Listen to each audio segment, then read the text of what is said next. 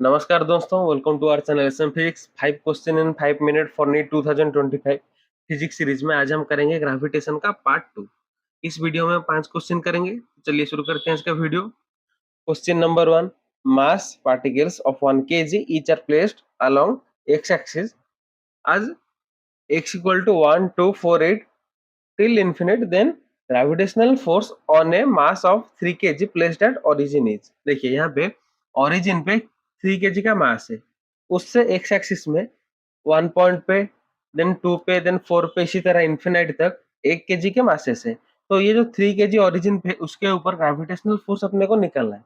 तो इसको हम कैसे निकालेंगे? देखिए पहले ये जो 1 kg का मास है, इसके वजह से इसके ऊपर कौन कितना फोर्स लगेगा? तो यहाँ पे फोर्स कितना लगेगा? जी 3 इंटू 1 अपन डिस्टेंस कितना है 1 का स्क्वायर। 2 पे जो 1 kg है उसके वजह से कितना फोर्स लगेगा? जी 3 इंटू 1 अपन यहाँ पे डिस्टेंस कितना है 2 का स्क्वायर। वैसे ही यहाँ पे 4 पे क्या होगा? जी 3 इंटू 1 अपन 4 का स्क्वायर। यहाँ पे 8 पे जो है उसके लिए 3 इंटू 1 अपन 8 का स्क्वायर टिल इन्फिनिट। यहाँ पे हम 3g को कॉमन ले लेते हैं, ठीक है। 3g कॉमन ले लेंगे, यहाँ पे क्या रह जाएगा? पहले 1, फिर यहाँ पे क्या रह जाएगा? 1 अपन 2 का स्क्वायर 4, यहाँ पे रह जाएगा कितना? 1 अपन 4 का स्क्वायर 16, यहाँ पे रह जाएगा 1 अपन 64 टिल इन्फिनिट तक। ये जो टोटल ये एक ज्योमेट्रिक प्रोग्रेशन है, ठीक है। इसका सम क्या आएगा? इसका सम आएगा 4 अपन 4 माइनस 1, ये इसका आंसर आएगा, ठीक है। ये जो ज्योमेट्रिक प्रोग्रेशन है इसका, तो इसको सॉल्व करते हैं। 3g इंटू 4 अपन 3, तो 3 3 कैंसिल हो गया। आंसर क्या आ गया? 4g। तो फोर्स क्या होगा? 4g। कौन सा ऑप्शन है? Option A. Then next question करते हैं। Here comes question number 2. Two particles of equal mass m go around a circle of radius r under the action of their mutual gravitational attraction. The speed v of each particle is। देखिए यहाँ पे दो masses है जो कि एक circular path में move कर रहे हैं, ठीक है। ये एक मास है, दूसरा ये एक पार्टिकल है। ये दो पार्टिकल है, दोनों का मास क्या है? m, ठीक है।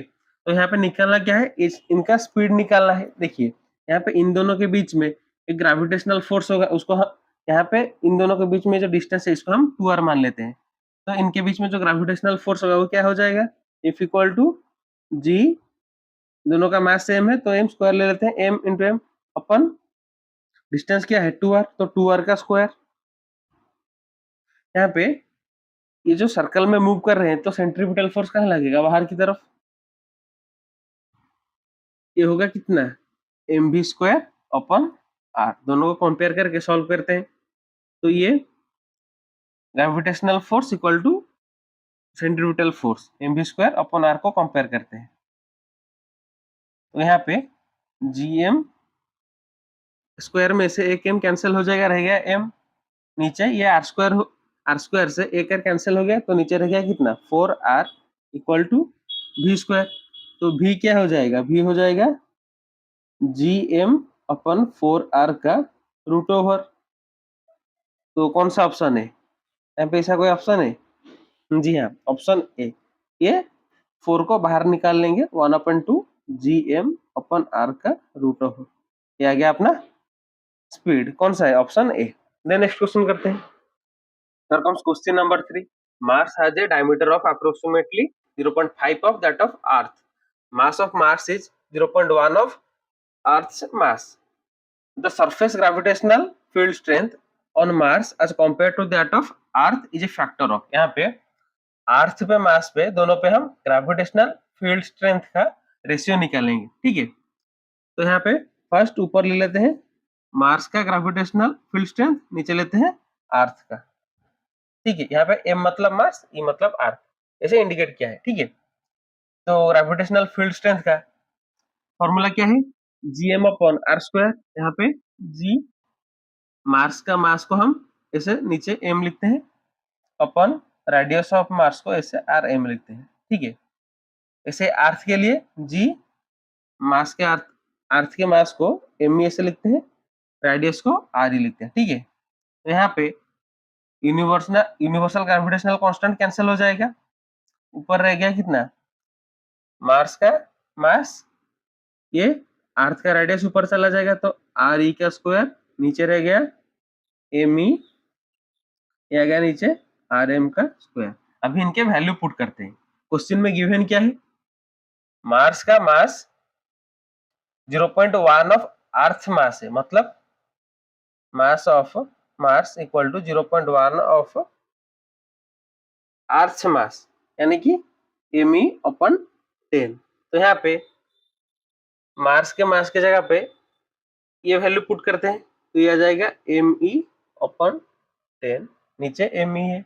जैसे रेडियस का वैल्यू पुट करते हैं तो मार्स का रेडियस क्या है, 0.5 of Earth radius, that is Earth radius upon 2। ठीक है, तो ये ऊपर है आर ई का स्क्वायर, नीचे आर ई अपन 2 का स्क्वायर। यहाँ पे एम ई कैंसिल हो गया, आर ई स्क्वायर नीचे आर ई स्क्वायर कैंसिल हो गया, तो रह गया कितना, ये 4 ऊपर की तरफ चला जाएगा, क्या आ गया 4/10, दैट इज 0.4। ये आ गया अपना आंसर। कौन सा ऑप्शन है, option D. Then next question करते हैं, question number 4, at what height from earth surface does acceleration due to gravity decreases by 1%। देखिए हम सरफेस पे मान लेते हैं एक्सेलरेशन ड्यू टू ग्रेविटी को 10, नॉर्मली ये कंसीडर करते हैं कैलकुलेशन के टाइम।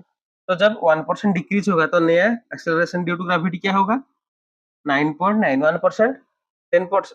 10 से 1% कम होगा तो 9.9 आ जाएगा। ठीक है, तो जब स्मॉल हाइट चेंज है, यहाँ पे ये जो हाइट है ये स्मॉल हाइट चेंज है, उसके लिए जो new acceleration due to gravity है उसका फॉर्मूला क्या है, g equal to g0 1 minus 2h upon r। ये h है हाइट, r है रेडियस ऑफ अर्थ, दोनों को सिंबल में ही रखते हैं।